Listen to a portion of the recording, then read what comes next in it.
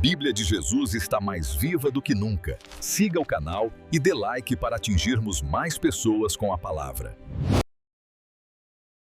Sabe aquela história que todo mundo conhece de Davi e Golias? Então, hoje a gente vai mergulhar nela. É uma daquelas narrativas que nunca envelhecem, que ensinam muito sobre superar desafios que parecem impossíveis.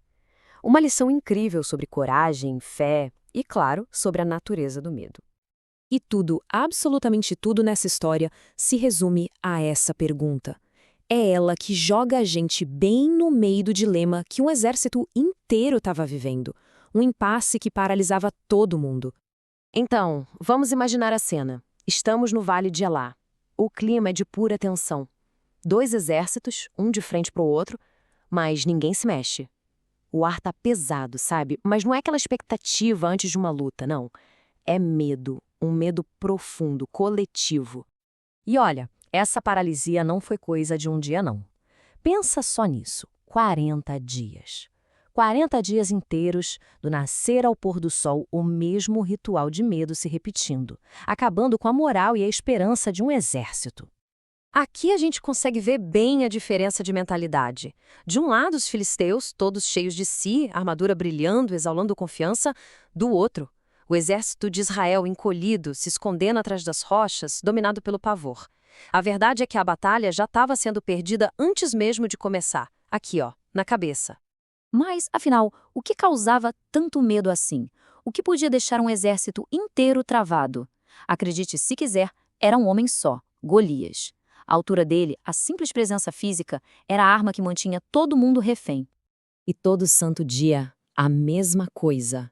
A voz dele ecoava pelo vale com esse desafio cheio de arrogância. E não era só um chamado para a luta, não. Era deboche puro, um ataque psicológico para alimentar o pânico deles. E é bem aí, no meio desse cenário de desespero, que a história dá uma virada completa. Longe dos soldados apavorados, uma figura totalmente inesperada entra em cena e vai mudar tudo. Esse é Davi. E ele não tá lá pra lutar, pra buscar glória, nada disso. A missão dele era simples: levar pão e queijo pros irmãos. Ele tá ali quase que por acaso, sabe? Um contraste total com aquele clima de guerra ao redor. Então Davi chega e ouve aquele desafio do Golias. E a reação dele é totalmente diferente de todo mundo ali. Onde eles viam uma ameaça física, ele viu uma ofensa a algo muito maior. Enquanto o exército comparava o tamanho deles com o do gigante, Davi comparava o tamanho do gigante com o infinito. E essa mudança de percepção, gente, é o ponto-chave de tudo. Ele viu uma oportunidade onde todo mundo só via o fim. Essa indignação toda vira uma decisão. Davi se oferece para lutar. E o jeito que ele se prepara para a batalha é tão fora do comum quanto a chegada dele ali. E aqui vem um momento fundamental. Ele recusa a armadura do rei Saul. Ele saca que usar uma coisa que não foi feita para ele, que ele nunca usou, ia mais atrapalhar do que ajudar. Então, ele decide confiar nas próprias ferramentas, naquilo que ele já conhecia. A estratégia dele é de uma simplicidade genial. Primeiro, ele joga fora o que não serve para ele. Depois, ele pega o que ele domina, seu cajado e sua habilidade. E por fim, escolhe as ferramentas com atenção. Cada passo é pensado, é autêntico. Pronto, o cenário está montado para o grande confronto. De um lado, um gigante coberto de metal, uma máquina de guerra. Do outro, um jovem pastor com um cajado e umas pedras. A tensão é palpável. Quando Golias bate o olho no seu oponente, ele não acredita. Ele ri, debocha. Ele só consegue ver o que está na frente dele e para ele aquilo ali é uma piada, uma ofensa. Mas a resposta de Davi, essa é a parte mais incrível. Ele muda completamente as regras do jogo. Ele basicamente diz: isso aqui não é sobre a minha força contra a sua, é sobre a fonte da minha confiança. Essa declaração dele é a verdadeira arma. E o que ele faz em seguida diz tudo. Ele não pensa duas vezes, ele não recua. Pelo contrário, ele corre para cima do perigo. É um movimento que mostra uma ausência total de medo e uma convicção que, nossa, é impressionante. E o final acontece num piscar de olhos. É rápido, certeiro, definitivo. Em segundos, o impossível acontece. A pedra voa, acerta o alvo e aquele guerreiro imenso, aquele símbolo do medo, vem ao chão com um baque. Mas a história não acaba com a queda do Golias. Na verdade, é aí que começa a nossa parte.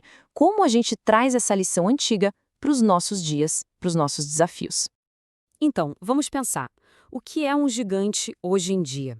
É aquele desafio que parece grande demais, sabe? Aquele problema que faz a gente se sentir pequeno, impotente, é o nosso medo ganhando forma. E esses gigantes podem ser qualquer coisa, né? Pode ser aquela prova que tira o sono, um tratamento de saúde complicado, uma reunião super importante no trabalho, ou até mesmo um medo pessoal, uma coisa interna que trava a gente.